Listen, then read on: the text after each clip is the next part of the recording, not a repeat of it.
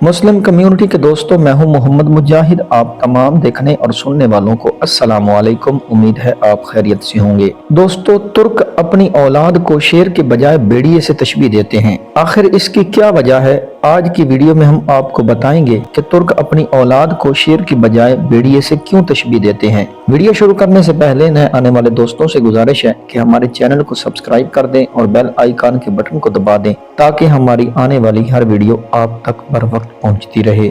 दोस्तों, भेड़िया वो वाहिद जानवर है जो अपने वालिदैन का इंतहाई वफादार है। ये बुढ़ापे में अपने वालिदैन की खिदमत करता है। ये एक गैरतमंद जानवर है, इसीलिए तुर्क अपनी औलाद को शेर के बजाय भेड़िए से तशबीह देते हैं। भेड़िया वाहिद ऐसा जानवर है जो अपनी आजादी पर कभी भी समझौता नहीं करता और किसी का गुलाम नहीं बनता, बल्कि जिस दिन पकड़ा जाता है उस वक्त से खुराक लेना बंद कर देता है। इसलिए इसको कभी भी आप चिड़ियाघर या फिर सर्कस में नहीं पाते। इसके मुकाबले में शेर, चीता, मगरमच्छ और हाथी समेत हर जानवर को गुलाम बनाया जा सकता है। भेड़िया कभी मुर्दार नहीं खाता और ना ही भेड़िया महरम पर झांकता है, यानी बाकी जानवरों से बिल्कुल मुख्तलिफ भेड़िया अपनी माँ और बहन की पहचान रखता है और बुरी निगाह से देखता तक नहीं।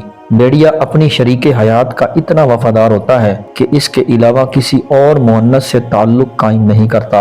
इसी तरह मुअन्नस भेड़िया यानी इसकी शरीके हयात इसी तरह इसके साथ वफादारी निभाती है। भेड़िया अपनी औलाद को पहचानता है क्योंकि इनके माँ बाप एक ही होते हैं। जोड़े में से अगर कोई एक मर जाए तो दूसरा मरने वाली जगह पर कम से कम 3 माह बतौर मातम अफसोस करता है। भेड़िए को अरबी जबान में इब्नुल बार कहा जाता है, यानी नेक बेटा, क्योंकि जब इसके वालिदैन बूढ़े हो जाते हैं तो ये इनके लिए शिकार करता है और इनका पूरा ख्याल रखता है। इसीलिए तुर्क अपनी औलाद को शेर के बजाय भेड़िए से तशबीह देते हैं। इनका मानना है कि शेर जैसा खूनखार बनने से बेहतर है भेड़िए जैसे नस्ली हों।